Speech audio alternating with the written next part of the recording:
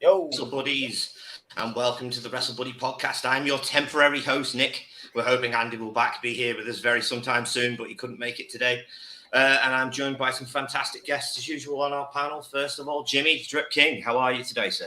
doing good, doing good. Glad to be back. I feel like it's been a minute since I've been on the pod, so It's been a good while. to be back. I know we don't have to look at Zane this week, so that's another positive. Well, on that note, we are also joined by the emotional spirit of Zane. Zane, how are you today? Doing pretty good. Unfortunately, you can't see me today. It's very unfortunate, I do have to admit. But I might turn my video on midway through. That entirely depends on how good of a third world country Pakistan is. But lovely to see you all. Well, it's lovely to hear you, Zane. And we are joined finally by our friend Dan. Dan, how are you doing, sir? Hey, I'm good. I'm back from my travel, so hopefully I should be about a little bit more now. Well, that's always good to know. Right, guys, let's just get straight into it. We've got a fair bit to cover this week. First of all, WWE Draft incoming. Yes or no? Is it a good idea? Is it a bad idea? Do we want to see another draft? Do we want to see the champions soloed? Jimmy, I'm going to come to you first. Do we need this draft? Yes, because SmackDown does not have even close to the same roster as Raw does. They need some people to add to the mid card, since that seems to be the main focal point right now for Triple H's booking, the mid card. So we just need to get more people over there for that. And I think the women's division is a little top heavy in Raw too. So getting some of those ladies over on SmackDown will help Liv hopefully have a better run than she's had so far and get away from the whole Ronda Rousey nonsense. Yes, with any luck, it could do with it, fam. So, Dan, what do you think? Does the draft help? Does the draft hinder? Is this just being done to placate the networks? Yeah, I mean, I think the draft will be good, just obviously in terms of doing a shake-up, and then kind of, as more generally people have spoken about, like, the idea of, like, Triple H's vision for what the product is going to be. So, obviously, putting in a draft at some point will probably help realize that, like what Jimmy said about balancing out the roster a little bit more. And like I said, obviously, we just want a little bit of general variation because kind of over this past stretch, we've become accustomed to the same matches over and over. So kind of breaking those people up and then moving those people about a bit could really actually help with that. Like we said, there's a lot more focus on the mid-card. So solidifying those mid-card scenes, getting in people to kind of maybe branch out a bit and get people in positions, get everything set, kind of get a foundation going, and then move on from there. I mean, obviously, a big thing people have been talking about is the networks, because as I understand, I believe the networks are still not quite fully happy with the whole unified champion situation. Yes, so USA specifically. There's going to have to be a whole thing about like getting that split sometime soon, but I don't know where that fits into the draft picture per se. Well, that comes into my next question, Zane. How long do you think before do they split the belts at the draft? Do they wait till Roman drops the titles? Zane? So the way I see it is that the draft needs to be done right after Roman drops the belt, and I see Roman dropping the belt as soon as the Clash. Now it only depends, because the draft is much needed right now, because again, there's no division between the brands right now. SmackDown stars are showing up on Raw, Raw stars are showing up on SmackDown, so it's a little bit chaotic. If you want to go about doing a draft, you need a belt for each show. Otherwise, you're showing that, all right, this show is superior to this one. Like, let's say if it's done before Roman drops one of the belts, then you have Roman dropped it to SmackDown, for example. Then you are kind of showing the networks that Raw is the inferior show because it's a double champion. Both of the main titles are on SmackDown. And there's no other way around it. Even if you give both mid-card belts to Raw, it doesn't matter. You need to do the draft as soon as Roman drops the belt to give these brands some equivalency, some sort of sense, some sort of significance by giving them one belt each. Well, let me ask you this. Do you think there's a chance that due to the fact that Triple H is putting so much vestige now in the mid-card and building up the United States Championship for the USA Network, building up the Intercontinental Championship for Fox, that maybe they will keep a solo champion for a certain amount of time and use those mid-card belts to placate its networks? I mean, sure, I understand that mid-card belts are gaining weightage with time, but they don't hold the same amount of significance as the World Championship does. Like no matter how much you elevate those belts, they'll never be chaos. equivalent to having a world champion on your show. Hi, Rev. Hi, Harry. Yeah, there will be no replacement to having a world championship on your show. You can have Raw with the US title in the main picture, but that's kind of showing that SmackDown has the bigger belt because mid card title is always going to be second to the world titles. It's not a replacement. It's not an equivalence. Okay, So, well, question about the main title, the world titles. So USA Network is apparently like upset and they want their own world title. correct. So let's just say they get their world title. Why did this pop up? Sorry. They get their world title, and then USA now has a WWE champion, world champion, whichever one it will be, as on the show, and it's a mainstay, and you have it there every week. How long do you think Fox will sit and watch that happen while Roman Reigns just shows up once every 2 months before they say, "Hey, we want that main title on us"? And do you think that could possibly force them to take the title off of Roman before they planned? Yeah, I mean, it's an interesting thing to think about because, it kind of comes into the thing of, is the apparent star power of Roman enough to placate the network, or is it that the networks want that title visible at all times? I don't know how they might see the trade-off. Probably very differently to how a fan would. Yeah. Well, Dave's making an interesting point here. Drew at the castle. Seth gets the briefcase off Theory, then cashes in to avenge his loss at Roman in January. I mean, it's possible, but do you think they're going to take the belt? Do you think they take the briefcase off Theory at this point? Absolutely not. No, that's a dumb decision. I don't see why you would take it off Theory and give it to Seth. Seth doesn't need a briefcase. No, he doesn't. I agree He's with Seth that. freaking Rollins. He doesn't need the briefcase. That's a very good point. Right. Anyway, anybody got final thoughts on the draft? Anything you want to throw in before we move on? I just had a question. Like, what's a hypothetical scenario? Like, we know Roman's working fewer dates, but let's say they strike a deal with USA that it happens before Roman drops either of the belts. Do we see something like this happening, that Roman is drafted to both shows just because he has both belts? No. Well, I don't. That seems like that would be a WWE thing of the last 2 years, and I don't feel like we're in that frame. And with Roman having less and less time on screen, neither network are going to be happy with that result. Yeah. If Roman's on Raw, it won't change the fact that he's only going to show up once a month at the most, and then they're still stuck with the same problem of not having a main title on their show. So, I mean, my thing was going to be, do we think that NXT 2.0 factors into this? No. No. I think certain people will get called up from NXT during the draft. Yeah. I think that will definitely happen, but I don't see it being like a huge. I don't think it'll be a focal point. Yeah, I don't think it's going to be a Braun Breaker appears and then beats Roman Reigns in 2 seconds. No, I think there are certain people who definitely need to be called up from NXT though. Cameron Grimes, Solo Sikoa. Okay, question. Do we see anyone being drafted to NXT? Like a surprise Yes, NXT? I actually do. Yes, I do.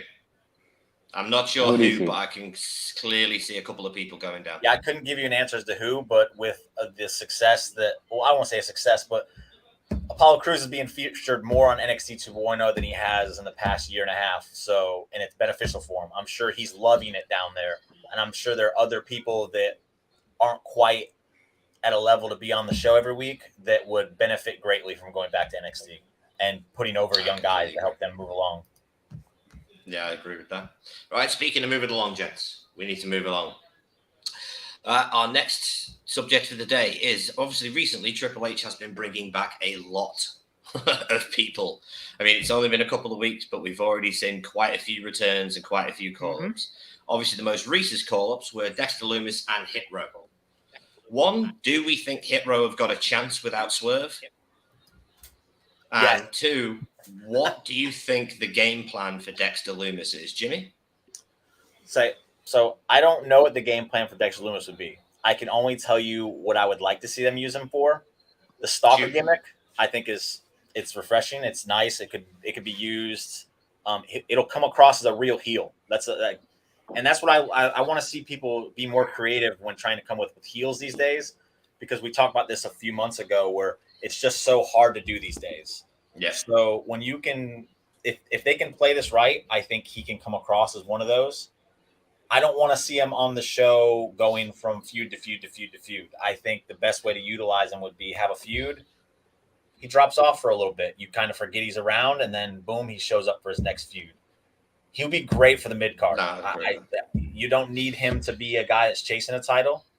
He'll be great to help the other people in the mid card kind of get to that next step up, give him something interesting, get people invested in certain others that he's feuding with. I think he can be used tremendously in that role.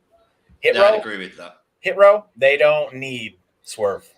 That's not a knock on Swerve. I love him. I think he's fantastic, highly underrated. But what's his name? I can't remember his name. Top Dollar. That guy can lead that group. I think he's better on the mic than Swerve is. And again, it's not a knock on Swerve. I think he's more natural charisma as far as being on the mic. And this isn't a group that I'm going to look at to be going up against the Bloodline. Again, it's another mid-card edition. Yeah. And I can't stress enough. I love the fact that they're putting so much emphasis on it. And these two signings are a perfect example of that. You're getting mid-card people that can really entertain and make others look better doing that. Because there's plenty of people who can't carry segments. They can't entertain outside of the ring. These characters help with that. And that's what you need to make a show good from top to bottom. Okay, Dan, let me ask you this. With Triple H bringing in so many talents and the rumors that the backstage is a little bit uneasy in WWE right now, do you see anybody possibly potentially losing their spots, getting pushed aside for these new Triple H bring-ups? Or do you think everything's just going to find its place? I think for now, everything is going to stay relatively stable because I don't think there's that much change you can make in such a short period of time while you still have things going on. I think the thing is, obviously, I don't want to say like we're going to look at this in like the NXT lens because it isn't really at this point. But we have to kind of look, instead of looking through what I might term the Vince lens, we need to kind of start to look through a different perspective of what is Triple H going to put out there and what does he want to point towards as like his good examples. For example, the move and the seemingly the backstage support behind Tommaso Ciampa instead, right? So like we've seen solidifying the mid card, boosting the tag division. I don't know that there's going to be people that are going to lose their spots in like the immediate future. Obviously, as things go on and we look towards maybe like the 6-month mark, yeah, we might start seeing people be moved out. But I don't think there will be I don't think there'll be any major amounts of people being like pushed out of like top level positions or people being like taken from relative obscurity to like being blasted right up to the top. No worries. And Zane, do you see anybody being paired with Hit Row? Do you see anybody being paired with Dexter Lumis on a permanent basis, possibly bringing Indy Hartwell up to be with Dexter as they are kayfabe married? Or possibly bringing in someone like Carmelo Hayes to fill in the Swerve Strickland space that's now been left in Hit Row? I think the Carmelo Hayes thing was already addressed by Top Dollar himself. I feel like on Twitter the other day, he felt either it was Hayes or it was Top Dollar, and they were like they weren't gonna be on the Carmelo Hayes train. And as for the Loomis thing, I feel like with him, he's reassuming that scary, creepy character. So Indy is not gonna work with him because that was more of a comedy gimmick. Now, as far as pairing goes, now I'm genuinely interested in seeing because there are a few guys on the main roster that can work well alongside Dexter Lumis because Lumis, keep in mind, is a veteran. And if I were to pair or I were to have Lumis feud with someone instantly, it would be Rey Mysterio's Spanish son because he needs a lot of experience. He needs a lot of The Mysterio family gets stalked by a man with an axe. Don't make me mute, Zane. Keep this serious. No, I'm not joking. Do you disagree that Rey Mysterio's Spanish son needs improvement in the ring? No, it's a good idea. Eddie Guerrero's kid needs. Hello, Russ. Eddie Guerrero's child needs a hell of a lot of experience, but I don't know if Dexter Lumis is the right person to give. I'm going to defend Dominic here for a change, and I'm going to say again, I've pointed this out. I think he showed more on the ring and the one time he's wrestled since this new regime has taken over than he did the entire 2 years prior. Yeah. I'll wait it out to see what I say about him from now on, because maybe, just maybe, like a lot of people, he had some handcuffs on. I'm gonna give him the benefit of the doubt. All I'm saying about Dominic is that Seth match gave me expectations, and those expectations were not founded immediately. And they haven't let him grow ever since. It's literally just been copy and paste from that Seth match. I didn't see that in that last tag match. If Rey Mysterio's Spanish son needs to work someone after this Judgment Day feud, then Loomis versus Rey Mysterio's Spanish son would be the perfect thing for him to go off. Because Rey Mysterio's Spanish son can't take a win right now. So Loomis kind of beating Rey Mysterio's Spanish son is kind of a good way for Loomis to kind of advance into the next level and slowly move towards the main event, while it also gains some sympathy from the audience for Rey Mysterio's Spanish son. Yeah, but don't you think that Loomis's first foray into the main roster division needs to have a strong storyline behind it, based integrally in his character as the creepy stalker guy?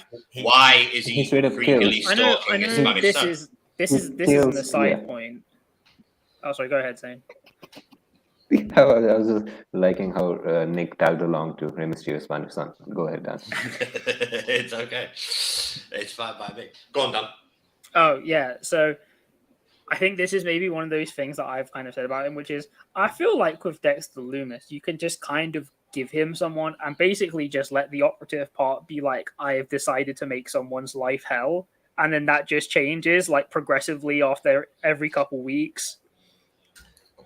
I like the idea of him showing up against AJ and AJ being his first feud, because we all accept AJ as a top level guy. Yeah. If Dexter can have a program with him to show everybody, hey, TNA,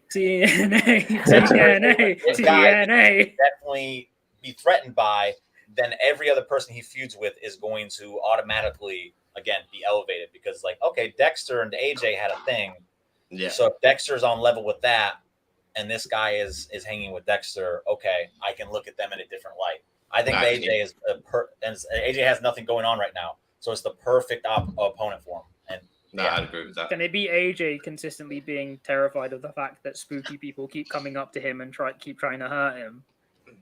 And I also like this about you could bring Indy up and have her just not be the comedic side. I think you could make that work. I agree with like what David said below, which was Dexter's not good enough in the ring, in his opinion. I'll disagree. Dexter doesn't speak where Dom needs work with this too. Could you imagine Dominic and Ray just cutting a promo to a completely blank face? It'd be great. He's a literal training dummy. Shouting at him in Spanish, and there's just nothing. He's just nothing coming back. And then, this is pretty much what I was trying to get across. I don't know if it came across this way, but it just makes sense because it elevates Dexter. To the people who don't know who Dexter is, it elevates him immediately. No, it's like with any wrestling situation, you bring a guy in, you position him with the top guy, it instantly makes the audience go, oh, okay, maybe he's got something because he's being positioned against that guy, and it does help elevate. Question. So, like, you're saying all of these guys being brought back in, and it kind of relates to Nick's earlier point, because Karrion Kross was rightly slotted into a feud with Roman Reigns, or a program with Roman Reigns and Drew McIntyre. We're going to get to that in a minute. All right, let's get there. Okay, we're going to get to that now. So I'll come to you first, Zane. Roman Reigns, Karrion Kross. The rumors are it's going to be Roman versus Karrion at Survivor Series. Do we think this is happening? Do we think this is going to be for one title because Drew is going to take a belt off him? And if you hope not, why not? Because if Roman versus Karrion happens, then I kind of want that match to not happen for the title, because I really want Drew McIntyre to beat Roman Reigns. And as far as things go, Drew McIntyre versus Roman Reigns is for both belts. So, like, if you kind of crawl your minds back to NXT, when Karrion Kross came out with Scarlett Bordeaux and he kind of aimed at Adam Cole, when he split the clock, if you notice that he wasn't aiming at Adam Cole, he was just going after the titles. And I feel like this is somewhat similar, because if you remember, Keith Lee later dethroned Adam Cole, and he just absolutely forgot about Adam Cole and just moved on to Keith Lee. Because with Karrion Kross, I feel like his character is somewhat aimed towards getting the top title of wherever he is. So, But if he's already Karrion Kross targeted. versus- He's already targeted both Drew and Roman. And he listed, and he told us why he was targeting them. So I don't think it's a title thing. I think it's a Story. a story thing where he's going after Roman and Drew for the simple Yeah. fact that they have been chosen ones and he was cast aside, Right. even though he believes he should have been a chosen one. But if let's I see, in appreciate my the scenario, thought the on his way I behalf. want things to happen, yeah, if like the way I want this to happen, I want Drew to take the title off Roman, or take both belts off Roman. Drew to beat Roman at Clash. Now, if Roman loses at Clash, right, then Karrion Kross versus Roman Reigns at Survivor Series, then Karrion Kross is losing his first major feud back on the roster, right? And Roman Reigns can't take a loss, so both of them can't take a loss right now. So Wait. Hang on. This is an opinion I've heard all over the internet, and it's really starting to wind me up. Why can't Roman take a loss? Because Roman he's just hasn't gonna lost. lose to No. Drew Roman McIntyre. hasn't lost a match in over 2 years. His legacy is solidified. It doesn't matter. He could eat losses from now till Timbuktu, and it wouldn't hurt his character. No, Why here's the does thing, everybody keep saying Roman Reigns can't afford to take because a loss? you got to protect him until The Rock. You got to protect him as Hold much on, as you can until to The touch Rock. on that real quick, just to touch on that.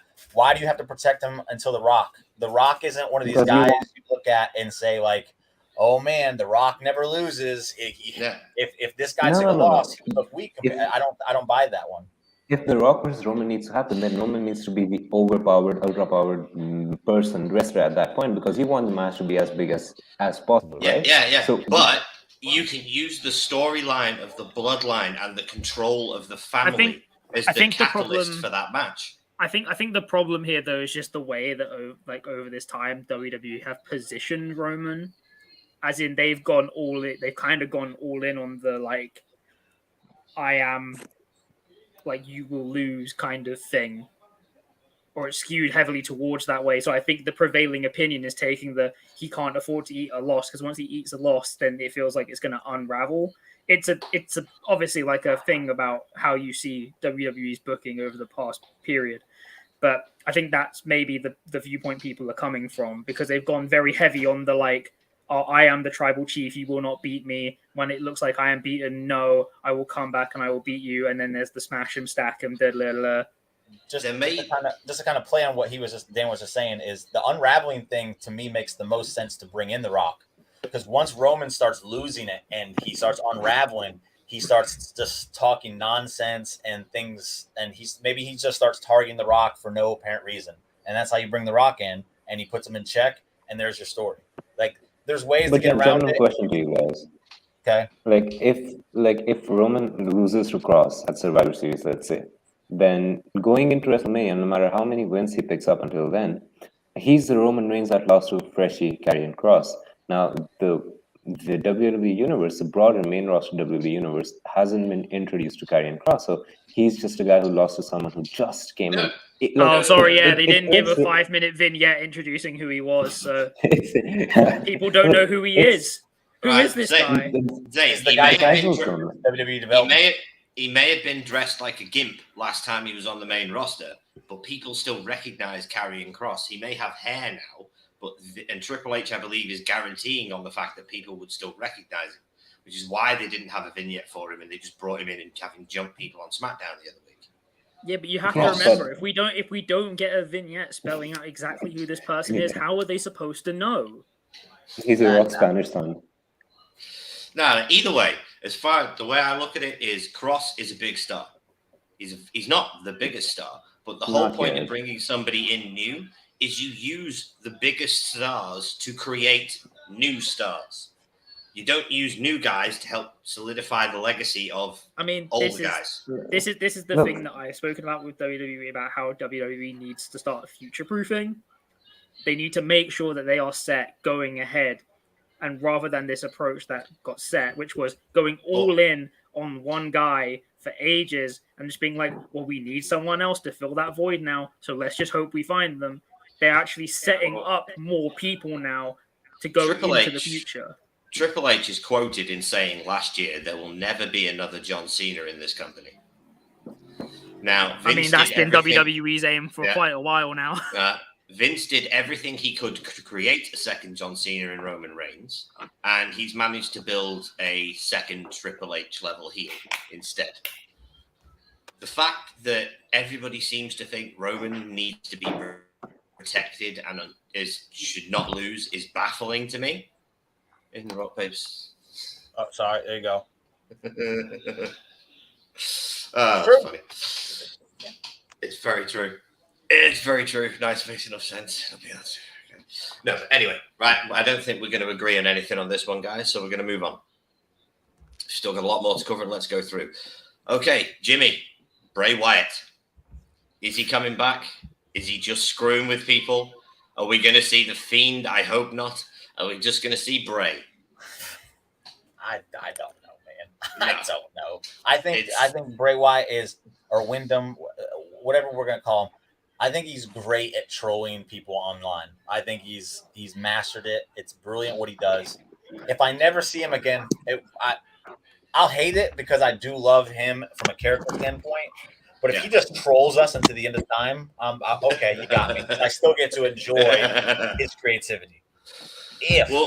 And at this point, it is a big if to me still. He comes back. It's not as the Fiend. It's not as the Eater of Worlds. It's something completely new and different. Yeah. It might have something to do with those past characters. He might use them to an extent to tell his stories because that's what he does better than anybody else. But as far as flat out character, Fiends, no. And I think he realized the Fiend character just isn't going to work in wrestling. It's just not, as great as the character is, it's just not going to work. Nice. Wrestling is not able to handle a character like the Fiend. That's not a slight. That's not a slight on the Fiend. That's a slight on the world of wrestling. I mean, for me, Bray's creativity, and I've said this for a couple of years now, I don't think there's any other company other than WWE where the vision Bray Wyatt has of what he is as a wrestler can be achieved. It won't happen in AEW. It's a thing that I said in one of our shows, which is the only company capable of carrying out the vision of Bray Wyatt, Wyndham, whatever you want to say, agreed, Dave, is WWE. But the concept behind his vision would never work for WWE and how they present their product. It would take a major shift for them to start adopting if you were to go to the full extent of what his ideas were supposed to be. Are we not at the moment on the crux of a major shift? We are, but I'm talking about how WWE as a whole conceptually presents the idea of wrestling. Entire wholesale philosophical change because of how he approaches it and how I appreciate what WWE has tried to do. But as I have learned from being around wrestling fans, wrestling communities, there's a certain level of complexity that is allowed. That at a certain point, people start to kind of tune out of it and perceive it as not wrestling or bad. And again, people might disagree with this viewpoint. If you do, awesome. But to go the full extent and to integrate stuff like hidden backstory and outside influence and drawing on aspects of inspirations and how that presentation fits together and molding audio visual into this presentation is seemingly beyond what is reasonably feasible because of what wrestling is and how it is presented. This is true, but everybody that has a great idea has always had it tempered by Vince McMahon in WWE. Go on, Jim. Just to counterpoint that, you guys say the only place it works is WWE. I'm going to assume that's from a production standpoint because from what I've seen on Impact and from what I've heard from all the Impact fans, that kind of character would fit in great on Impact. Because it absolutely would. But I am totally talking from a production standpoint. Okay. I would love conceptually to have like a whole Impact thing of the intersection of Rosemary and Bray Wyatt, because they are, again, in very similar conceptual ways, quite similar ideas.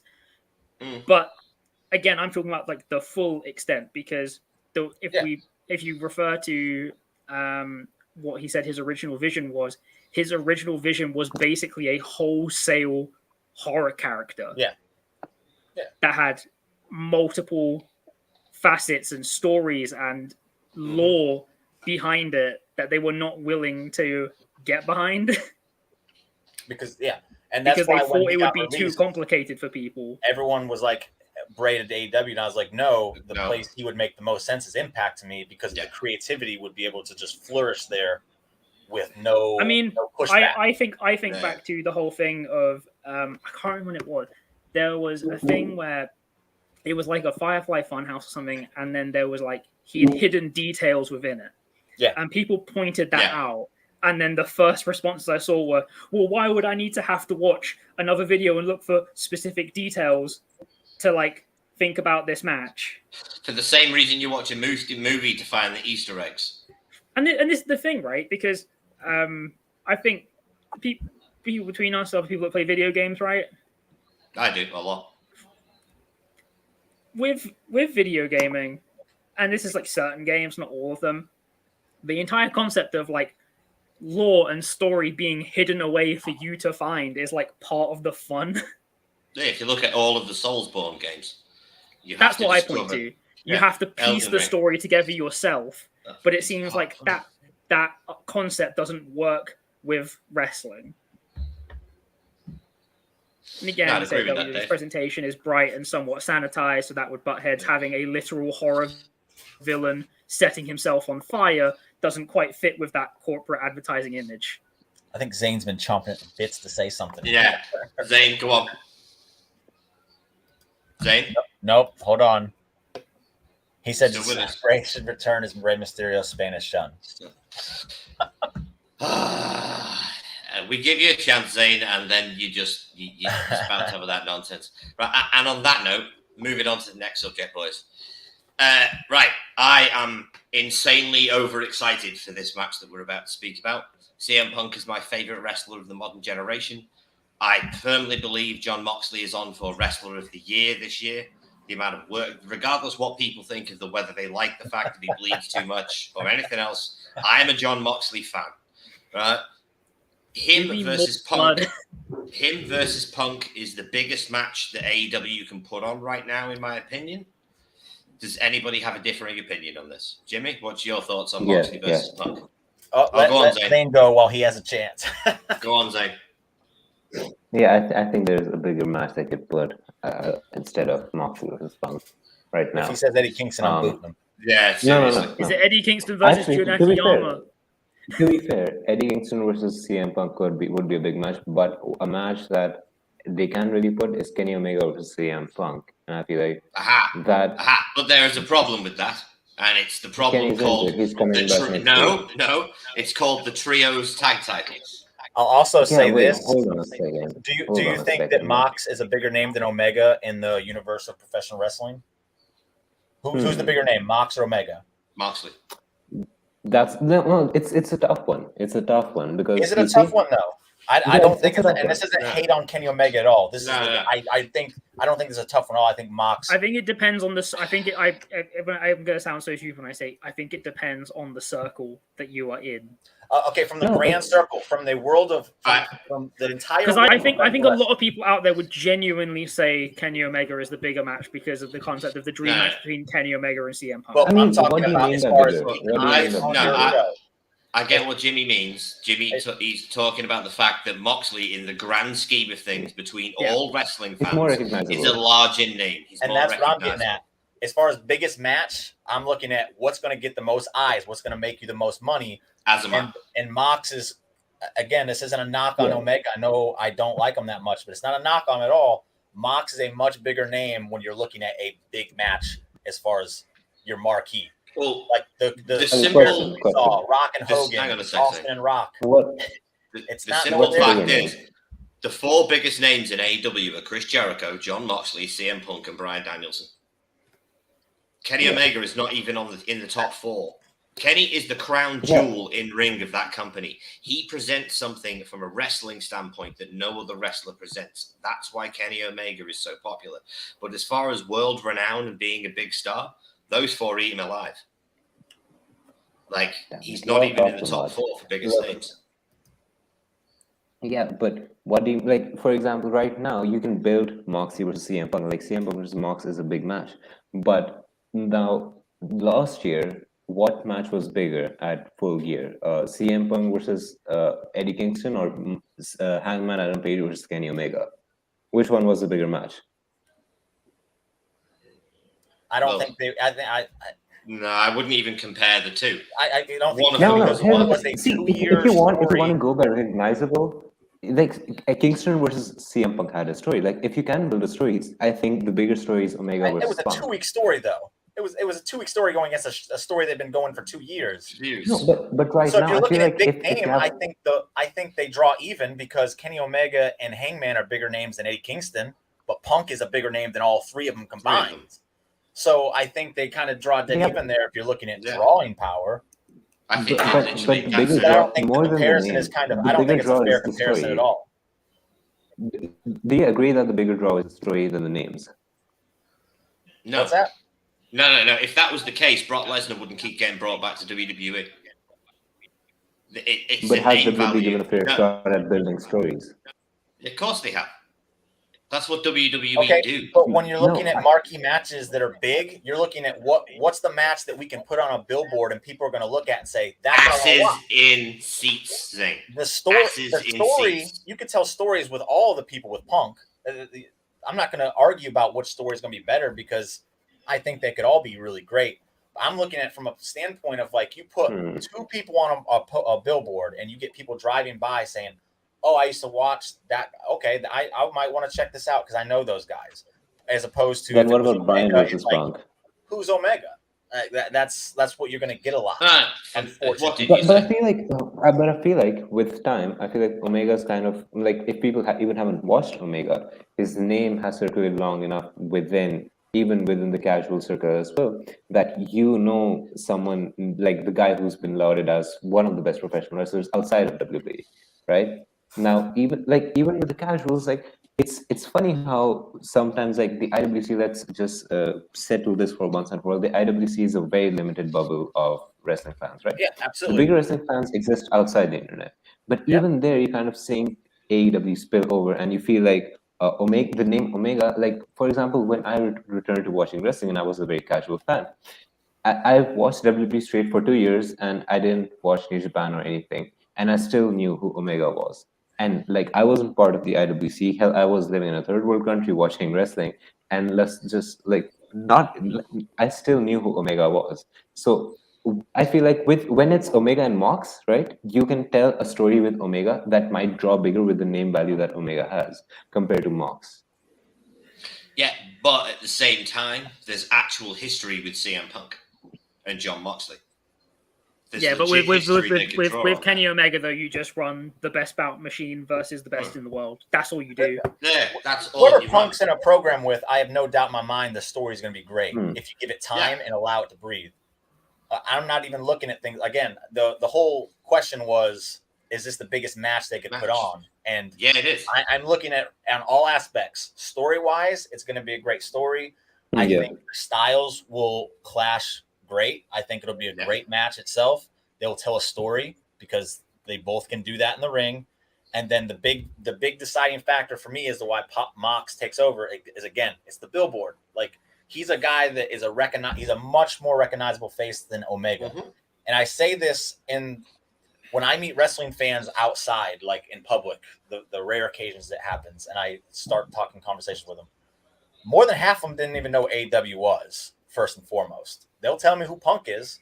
They don't know what AEW is. So I have to like, hey, you should check it out. If wrestling has gotten stale, check out AEW. Well, even the ones that do know AEW, I never hear Omega. And that's not to say they don't know who Omega is, because they do. But it's never a name that's brought up in a conversation. The very first AEW pay-per-view proved that Jon Moxley is a bigger star than Kenny Omega. Because how did they end the very first AEW pay-per-view? With Jon Moxley DDTing Kenny Omega through a stack of poker chips.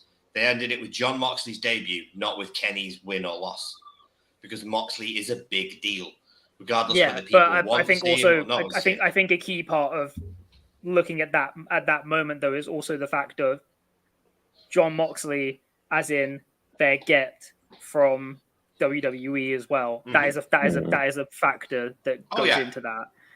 Yeah, I think but ultimately, right? Like I said, I think so much of this is going to come down to the exact circles that you inhabit, because either you are going to be there and you are going to have been a person that has largely either been in the WWE loop, and you are not going to, and I'm just framing this as a character that's out there, you've been in the WWE loop and you have not watched much outside of WWE in this time period, or you are a person who has been adjacent to other circles and you know who he is, and you can come down and like get hyper-fine about who that is. I personally believe that just right now, the biggest match that they can do is Mox versus Punk. I don't know what that means for the future, or talking about if people were or were not injured, right? That's all notwithstanding. It is ultimately the biggest thing. And for me, the biggest thing about this match is it's not 2003 and CM Punk is not in IWA Mid-South, so this match cannot take 95 minutes and does not have to involve a horrendous amount of overbooking that was done on the fly by Punk trying to prove he is, in fact, the greatest wrestler in the world in front of 50 people in a barn. Yeah, but it was brilliant. Oh, it was brilliant. I just don't want more 90 minutes. Doesn't need to happen. Luckily, he's old enough now. Well, I was going to say, on the subject of the match ending. Yeah.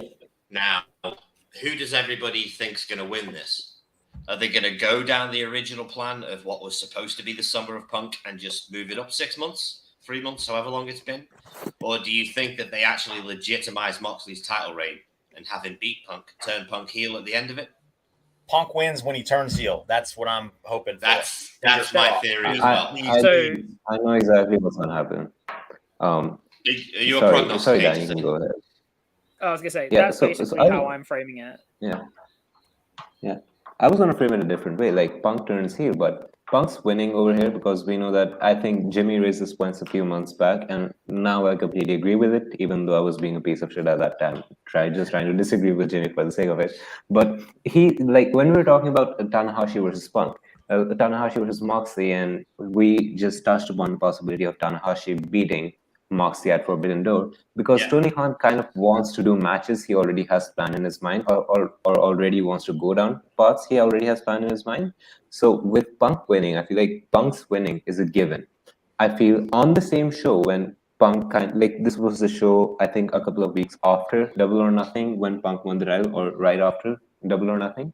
On the same show, MJF dropped the pipe bomb, right? I felt like that was kind of moving towards MJF versus Punk. Okay, and this is like Punk wins, he doesn't turn heel, he turns heel later down the line, and that's when MJF comes back and he's the one to take the title off CM Punk. Well, and MJF is probably going to be a face when he returns by default. Like, by default, there's no way people are going to boo him when he comes back. I think that's a great setup. And he gets the return. And he gets the return and tell everybody, I told you what Punk was about. I was right. And there's the feud. It happened. There was a video I shared, not that it was, I don't remember when it was, but it detailed the entire story of Mox and MJF. And there were things I missed watching because I was so just invested in it. And I was just so in love with the whole feud. It was beautifully done. And I just missed these little details that happened.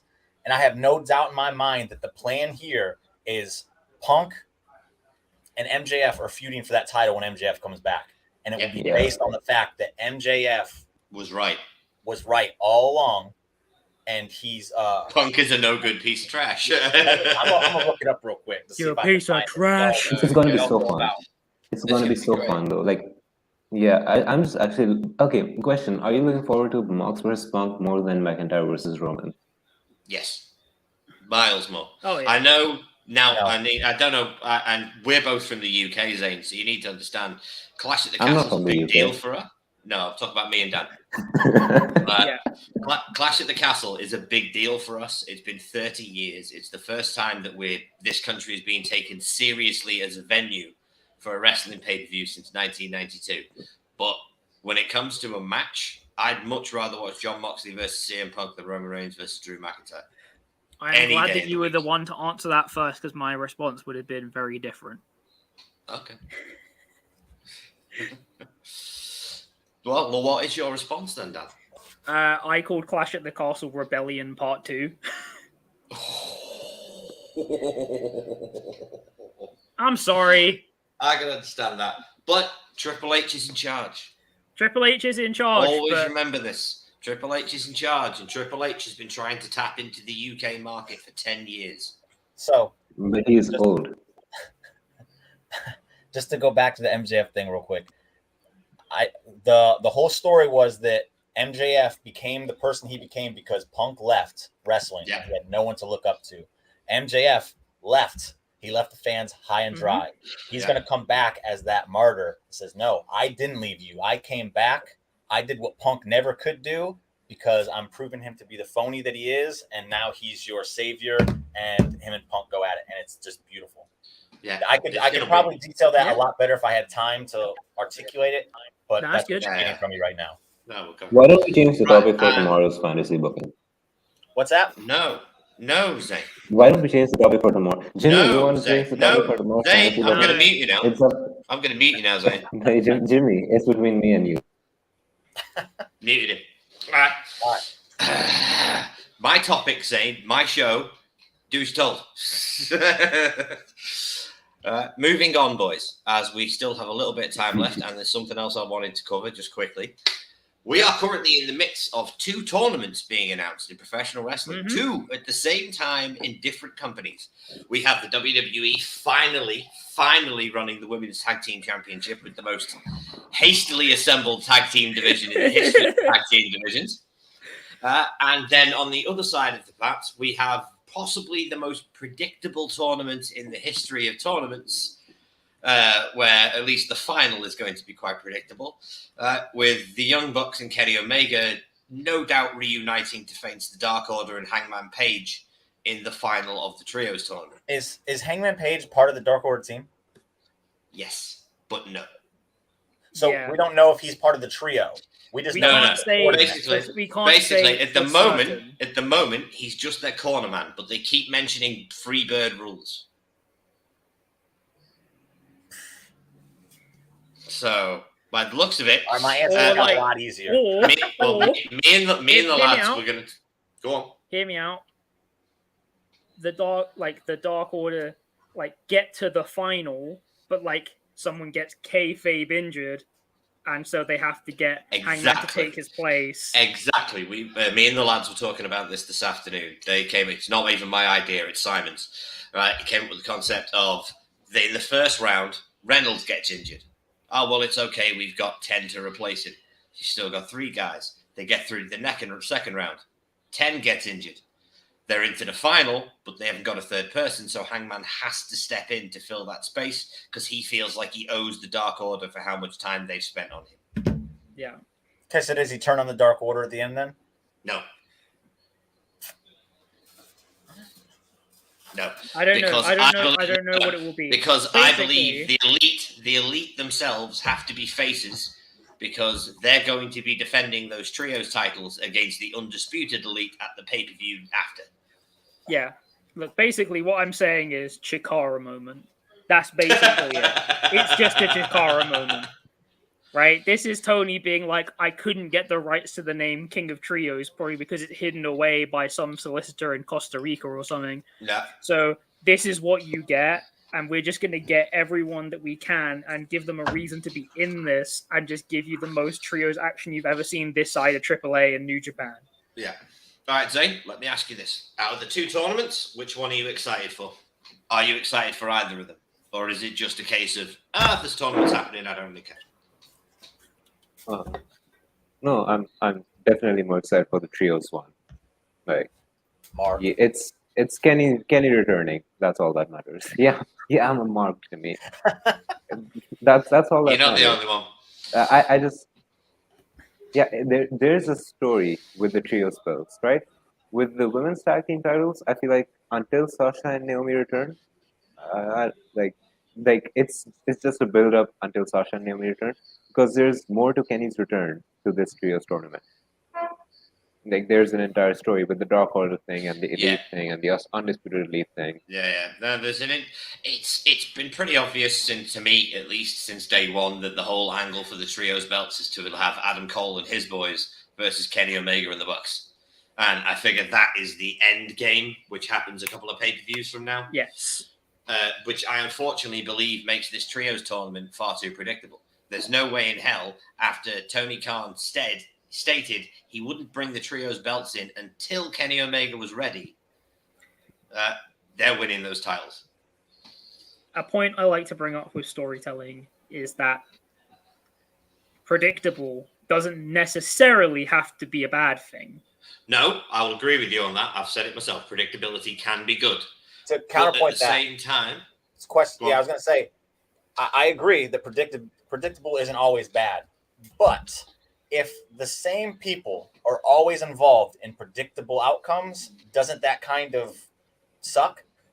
Yeah. Again, I think ultimately it comes down to how you get to that end point. All right. Well, yeah, I'd agree with that. Now, I'm going to change the subject here, boys, because something's just popped into my head. And It's something that pains me and annoys me, and I believe it needs correcting epically on AEW television. Okay. World Tag Team Championships. Yes. When the World Tag Team Championships are around the waist of Jimmy's favorite tag team, they are on Dynamite every single week without fail. Dynamite show after Dynamite show after Dynamite show. Whenever those belts are moved onto a different tag team, for example, at the moment, Keith Lee and Swerve, where are they? They're on Rampage. Then on Dynamite, they're on the B show. Why is this? They got to make room for those trio titles when the Young Bucks and Kenny Omega win them. The answer is PWG moment. That's your answer. I respectfully enjoy both of your answers. Right. Either way, lads, that would be the final point for tonight. We're just about on the trios thing. Oh, go on. Okay. Yeah, because you talk about the predictability of the Dark Order versus the Elite being the finals. How does that play out, though? I'm just curious how this plays out. Because I definitely see the Elite in the finals. I didn't see the Dark Order there. I saw the Dark Order get eliminated, and then all of a sudden Hangman Page can now align himself with the Elite because he doesn't have that allegiance anymore. I mean, that's an entirely real possibility. Because they could just jump straight on doing Elite versus Undisputed Elite. I look at the Dark Order's first match, and it's against House of Black. You're going to have to sell me real hard on the House of Black losing to Dark Order. Yeah. Like, straight up.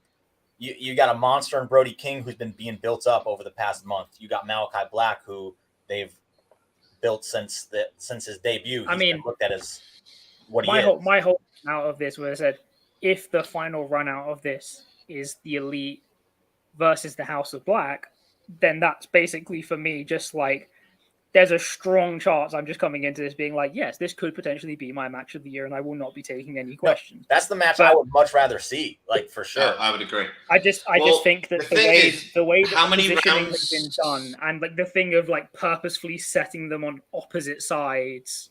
Okay, but with the way Dark Order has been booked, this is, I guess, another fair thing I believe is the way Dark Order has been booked over the past forever. They don't win on TV ever.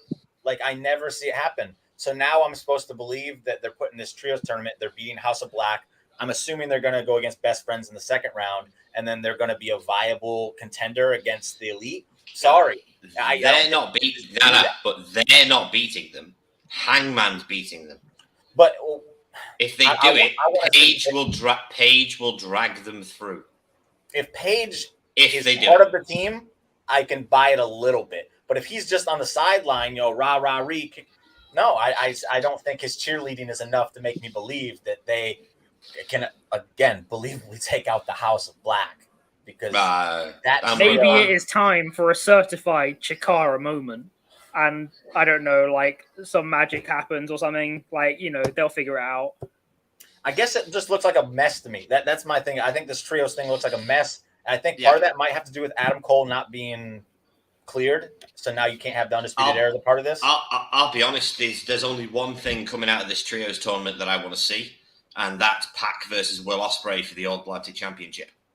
Because it's Death Triangle versus Ospreay and Aussie Open in the first round, which means we get to see Will versus Pac.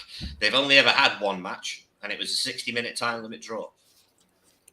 Okay, so with I'm looking forward more to the women's tag tournament, just for the fact that I don't know where it's going. I think there's lots of possibilities there. Yeah, there are. It's not a knock on the predictability of the trio. Going to the women's tag tournament, I hope that Triple H put actual investment and stock in that, so it can actually give it something, like something to actually latch onto. When you say it's not predictable, though, Jimmy, don't you think it's a little obvious that Dakota Kai and Io Sky are winning? I don't think they are. Oh, who do you think? That's me. I think Nikki and Doudrop are winning. First, so they're going to match at Clash. Yeah, Jimmy's dumb. Jimmy's dumb because Io and Dakota already have a match at Clash. Okay, Jimmy, let's bet on it. Let's bet on it. You want Nikki and Doudrop on that Clash card. Yes, you do. To do it. And then if Sasha and Naomi are going back and they're going after those tag titles, wouldn't you want it to be against the team that they wanted to work with to essentially begin with? You have Nikki and Doudrop there, and there's it just makes sense to me. No, synergy. Why don't we bet on it then? What do you want to bet? You pick a team. Okay. Just like I was right about. Don't just be there and say, "All right, remember when I let's said bet." that Ronda finished up, and then you said it was really stupid? Well, and look what's happening this week. They did that over this weekend, and the fans loved it, Zane. So is this a certified Zane moment? Oh, he's run away. I would leave too, Zane. I would leave. I'm back. Yeah, I was right, saying, boys. Jimmy, Go on, final words. Jimmy gets a beard trim, and I get a haircut. That's a bet, right? One, I'll do the beard trim. Brother, unless you're going for a number one, then we aren't talking. Yeah, your haircut, Zane, has to be unless you're going off. number one all over, like we ain't talking here right now. You don't get just to have a little bit of a trim, Zane. If Jimmy has to destroy the magnificence that is attached to his face, if then you're you have there to and you shave throw your the beard head. up in a wager, that whole beard's got to go. All right. Look, I can keep my hair up like Dan has his. No, that's not. That's what you want a hair match, and they just get a nice. They get a nice barber out. Jimmy won't have to cut his old beard. No, we're not doing shape up. Jimmy won't have to cut his old beard. Yeah, but Jimmy would do his whole beard because Jimmy has balls. I wouldn't. He said trim. I'll go with Jimmy trim. doesn't have Fair enough, Jim. Right. I'd be either there way, and boys. say, I can't hear him. What did he say? My next week, I can't hear him. What did he say? I said I wasn't going to cut my whole beard off. I'd do the I trim. can't hear Jimmy. I'd do the trim, but that's as far as I'd go. But I'll make this wager with you 100%. What's Jimmy saying? Can you not hear Jimmy? No, I can't hear it. Let me hear you. He's an idiot. Yeah. He's refusing to hear me because he weird. knows that's a fact. Yeah. Basically, he's saying that he will quite happily take this bet with you, Zane.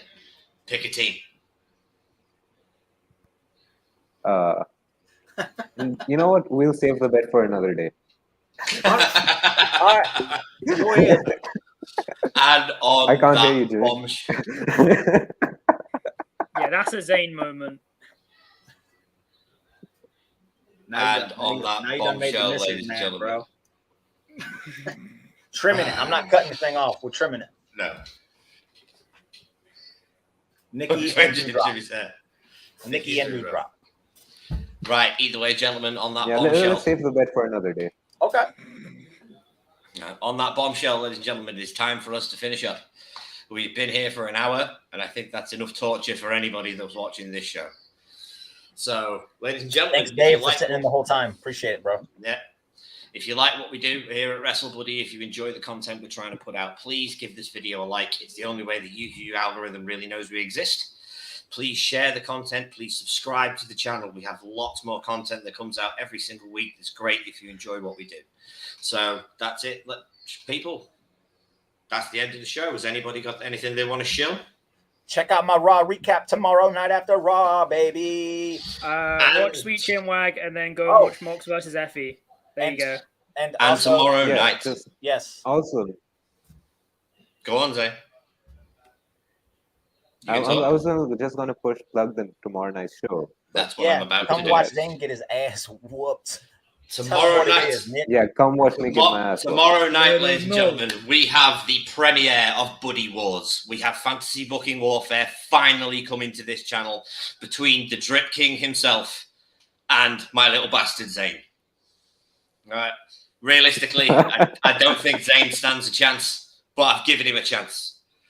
You'll find out what the topic is on the prem. You'll find out what it was not a shit. Excuse me, it's an exceptional topic that any other wrestling fan on the planet would have gone, yeah, that's great. I can rebook getting like that. One of the best rebookings of all time, Zane. So shut the fuck up. You could literally just come up with something off the top of your head, and it would be better than what we were given. So the easiest thing to do. That's why I gave it you. I wasn't going to give you something from when you were born because it'd have to be done in the last 3 years. And it would just literally include Bautista winning something. So every single hell yeah, we're giving you the advantage here, Zane. We gave you a very easy topic. So everybody, please tune in tomorrow night, 7 p.m. UK time for the first episode of Buddy Wars. And in the meantime, thank you so much for tuning in. We appreciate everybody that tunes in for these podcasts live. Dave, Russ, everyone in the chat. In the meantime, this is the part where we wave. Bye. Oh, that's